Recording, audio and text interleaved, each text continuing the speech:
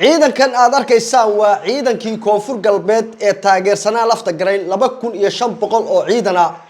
oo awdille ka baxay gobolka Gadana ku sii jeeda iyo Xasan Munaafaq oo maleeshiyad beeleed awdille ku sii wada. Xasan Munaafaq wuxuu ballan ku qaaday Soomaaliya gobol kasta inuu ololiyo. Bismillahir Rahmanir Rahiim. Assalaamu alaykum wa rahmatullahi ta'ala wa barakatuh. kulanti wacan wanaagsan. Wixii ceesaantii mas iyo good madax shabeel leefta malageedi baa galay. koonfur galbeed oo nabad ah oo madaxweyne leh oo maamul leh oo kala dambeyn leh oo nidaamkeedu degsan yahay ayaa Xasan Munaafaq galay. maanta xaaladdu waxay maraysaa naf iyo qori iyo qabiil. maamulkii koonfur galbeed oo mar labaad Xasan Munaafaq ciidan maleeshiyaad ah u diray si loo soo qabto ciidankii taageersanaa madaxweyne lafta gareen waa ninkii la inqilaabay ee meesha laga eriyay ee la baacsaday iyo reerkii raxan weyn ahaa oo mar labaad aaraare jabhadii aaraare mar labaad abaabulaya xitaa dadkii markii hore lafta gareen ka cabanayay ee diidanaa ayaa maanta qoryahoodii qaatay oo dagaal naf iyo maalba inay u huraan degaankooda iyo dadkooda diyaar u ah. waxaan ka codsanaya barnaamijka dug soo gaarana si share galsi channelka hadii aad ku xulay subscribe ku saar hadii salaadu ku joogto badana galin u soo tuko balada eegay hadii kan nabi ku sallallahu Allahumma salli ala sayyidina Muhammad. waxa hadda awdille ka guuray ciidankii koonfur galbeed ee lafta gareen taageersanaa kadib markii ay ogaadeen in ciidanka maleeshiyad beeleedka Xasan Munaafaq iyo calooshad u shaqaystayaashii markii hore koonfur galbeed ku soo duulay in ay ku soo wajahayn wax allaaliyo wixii dhaqaale iyo hub iyo ciidan dawladda dhexe ee Soomaaliya lahayd waxa lagu weerarayaa maanta deegaan kasta iyo gobol kasta oo Xasan Munaafaq waxa uu doonayay dabciisa liita ka soo horjeesta ayaa lagu weerarayay. ciidamadii awdille joogay ee raxaweyn ee lafta gareen taageersanaa oo ciidan tiro badan oo ilaa 2500 oo nin oo hubkoodii iyo saanadoodii sita ayaa waxay ka war heleen in dawladdii dhexe xuduudeedii iyo awoodeedii iyo dhaqaalaheedii lagu soo weerarayo kadib markii ciidanka koonfur galbeed ee waxa weeye lafta gareen taageersanaa madaxweynihii la inqilaabay sarkaalkoodii ugu sareeyay oo liyada Isaaq Aliyow Isaaq uu sheegay in dib u xoreyn lagu sameeyo koonfur galbeed. Xasan Munaafaq iyo kooxdii la socotay calooshooda shaqaystayaasha warkaasi markuu soo gaaray arkeenna raxan weyn reerkii loo rajiray maanta inay ciidanka u janjeedaan iyo awdille wixii meesha ka socday iyo waxa maanta ka jiraan kaaf iyo ay kala dheeri tahay si walba Xasan Munaafaq waa isugu dayay raxan weyn inuu ku qanciyo odayaal buu yeeray ismadii buu yeeray wax garadkii buu yeeray dhamaantood waxay dhawrana waanu khaldanay bay dheen waxaanu moodaynay lafta gareen iyo hawshan wax ka sahlan inay meesha ka dhacayaan horta anagu dagaal iyo inaan dhaxdeedu aan isdillo meesha uma aanan iman raxan weyn odayaashoodii waa u dayriyeen Xasan Munaafaq marka laga reebo hebelka eelay iyo madaxa furan iyo aadan madoobe aadan gabadh Mr Ansax oo yiri aniga hadii aadan kursigan isiin Xasanow adaan karkaarka ku weydaarinaya ballankuna wuxuu ahaa in Xasan Munaafaq aadan Ansax ugu dhufto halka sano isagana laga dhigo madaxweynaha koonfur galbeed ciyaartii dhinaca kale isu rugtay. ciidankii awdille joogay waa kuwan waa guureen waxayna u guureen gobolka Gado halkaas ay ka soo ruqaansanayaan ciidankoodii ku diyaarsanayaan maadaama beesha raxan weyn ee gobolka Gadana wax ka degto dhufayska kaliya ay maanta haystaan wuxuu noqday gobolka Gado halkaas ciidankii ku ruqaansadeen waxa wata ciidanka nin la yiraahdo Aliyow Isaaq in la yiraahdo baa wata oo mayl adag oo la safan lafta gareenna maanta wuxuu helay awood buuxda oo beelihii raxan weyn iyo waxgaradkii raxan weyn iyo jabhadii aaraare ayaa mar labaad boodka laga jafay. muuqaal ka horeeyay waxaan ugu soo gudbiyay Jowhar oo weerar lagu qaaday oo la leeyahay gar iyo gardarraba Cali Guudlaaw isagoo jeebaysan oo laba diblo weyn Muqdisho laga soo dejiyaa waa madaxweyne dhan waa nin dhan oo maamul madaxweyne ka ah oo ilaa iyo hadda aan doorasho ka dhicin baa leeyahay gar iyo gardarraba waa in la soo qabtaa bartii lafta gareen maray ayuu maraya ama hana ogolaado ama hana diido kor iyo hoos weyn Cali Guudlaaw wala soo qabtaa. waxa xigay saacada ka hor in lagu ruqaansaday awdille ciidan tiro badan oo ciidanka Soomaaliya ku magacaaban oo wiilasha ciidanka hogaaminaya Xasan Munaafaq adeer u yahay Cali Gaaf ah dhammaan saraakiisha ciidanka wata Xasan Munaafaq ba adeer u ah marka laga reebo 2-3 raxan weyn ah oo calooshooda shaqaystayaal oo madaxa ay furan iyo eelay ka amar qaata inta kale ciidanka waxa wata waa Xasan Munaafaq ciyaal uu adeer u yahay awdile ku ruqaasadeen ciidankii raxanweyn awdile waa ka baxeen halka ay gobolka gada ay ku wajahan yihiin waa ciidan 2500 oo ciidan gaaraya maalmaha soo socda iyo saacadaha soo socda waxa suuragal koonfur galbeed iyo magaalada caasimadda Baydhabo in la isugu soo galo halka khasaaraha ka dhaca iyo dhibaatada ka dhacda xasan munaafiq bay aabaleedahay qodobkana labaad waxa isku dul taageynaa gobolkii Gado dhinaca kale ayuu isaguna ku ololayaa xasan munaafiq wuxuu u diray gobolka ciidan beeshiisa u badan oo ay hogaaminayaan ciyaar uu adeer u yahay waxa la socda caloosh shaqaystihii janan ninkii Cabdicasiis janan ee caloosh shaqaysta ahaa ee Addis Ababa laga soo daayay ayaa ciidanka iyo ragga loo geeyay isagu waa magalood waa ag taagan waxa khudbadaynaya wiil xasan munaafiq adeer u yahay wuxuu leeyahay gobolkan waa qabsanay ciidanka balad xaawo jooga gacan baynu ku haynaa balad xaawo waxa weeye Kismaayo sidaynu u gali lahayn waa riya maalmeed Kismaayo sidaynu u gali lahayn ayaynu falankeedi galaynaa waa u khudbadaynaya wuxuu leeyahay ciidanka meesha maraya waa maxkamadii guud ee ciidamada ma maraysa askarigii amarka diida oo diida dagaalka inuu galo bartiisa lagu maxkamadaynaya bulay caloosh shaqaystihii naalkan uu taagay waxaan garan waayay niyo reer Gado maxaa ka khaldan gobolka Gado anigu wax ka khaldan waa garan la'ahay ilaa ay hadda dadka gobolka Gado ku nool madadan xisaabtamin ba ma aqoonyahankii wax garadkii ba ka dhamaaday ma garashadii bay beeleen war xasan munaafiq sidee ku aqbasheen xasan munaafiq intuu ciidan idin soo diro inuu gobolkiini maanta raba inuu gubo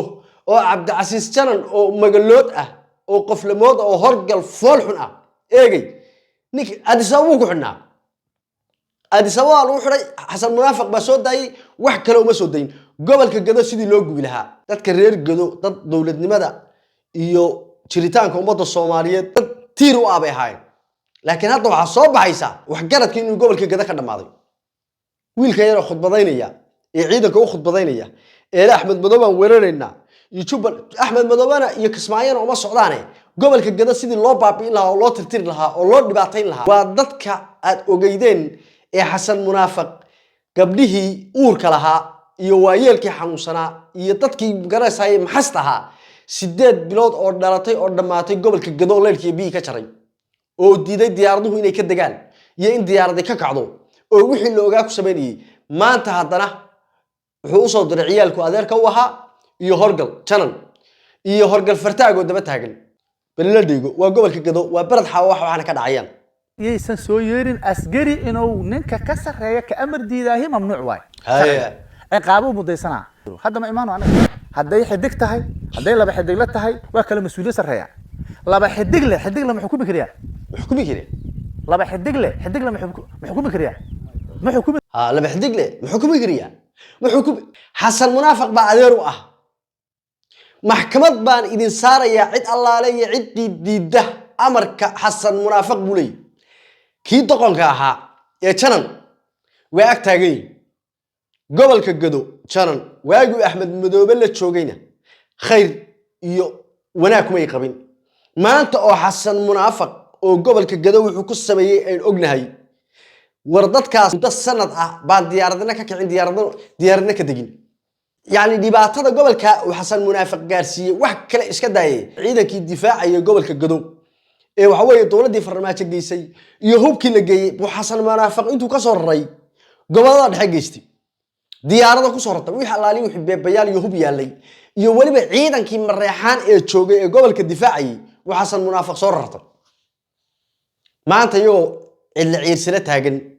oo wixii dhibaato ku dhacday iyo wixii duufaano iyo abaaro bundooyin gobolka ka baabaa iyo dibkii gaaray uu ugu daray inaan diyaaraduhu aan xitaa ka degin oo loo yabo hayay eegay oo dadku tarab u dhimanayeen oo waayeelka xanuunsan ee laboorada balad xaawo iyo garbaharra iyo naftu ay kaga baxaysay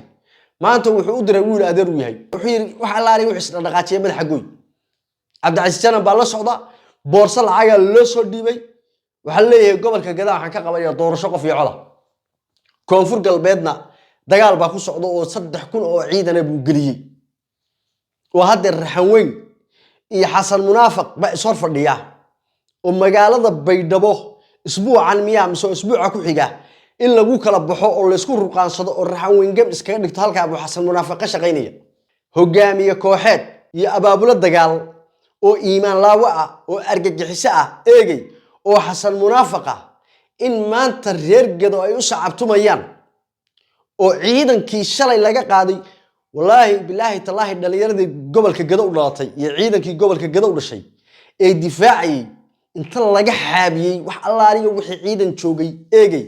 وحسن منافق وكسر دابول هبكي يجو بيرح تاجن يعني نعيب يعداود يحرش وفرماتشو وهيو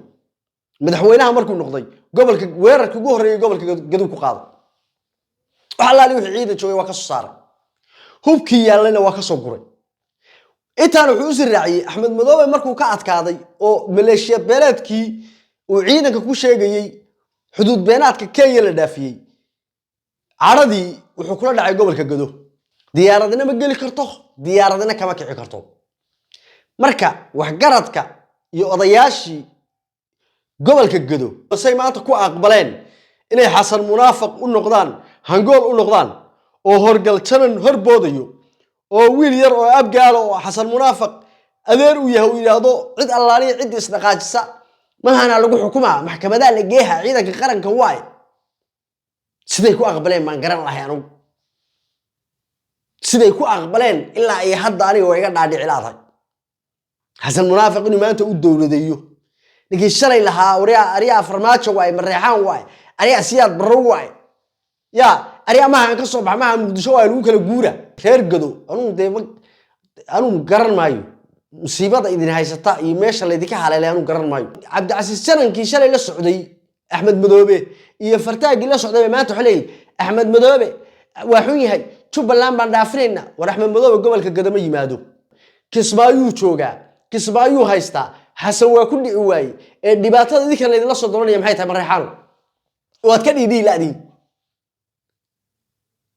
مركع دباتات اللي جارسي أحمد مدوبي فرط اللي يكون في قيا سيدين ما أنت كو عقبشين إيجي حسن منافق إنه ديان كيني يدل كيني وحي اللي أجا كوسمي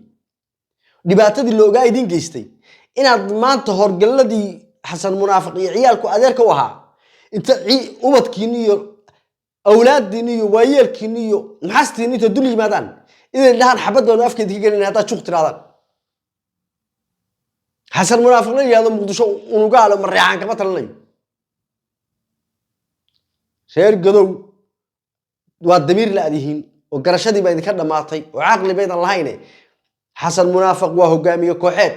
وكاب قبيل بلا دقي وبدكين يا عروتي نيان وليله اسكاسو ساره isaga iyo horgalada la socda isaga iyo horgalada la socda ee mareexaan sheeganaya horgal reer male horgal xalaal ma aha horgal waa in gumeed aqligu noo shaqeeyo reer Gadow idinkana inta sadii ka tagaya waxaan ka war sugaynaa Xasan Munaafaq iyo baydhabo waxa ka soo raaca raxan weyn oo hubkoodii ciidankoodii sita oo baydhabo afka ku qaata iyo maleeshiyad beeladka awdi la jooga oo gabal baas u dumay baynu sugeynaa tan intaynu ku kulmi doona barnaamijka ku xiga waxaan ka tagay warsan nabaadiin assalamu alaykum wa rahmatullahi ta'ala wa barakatuh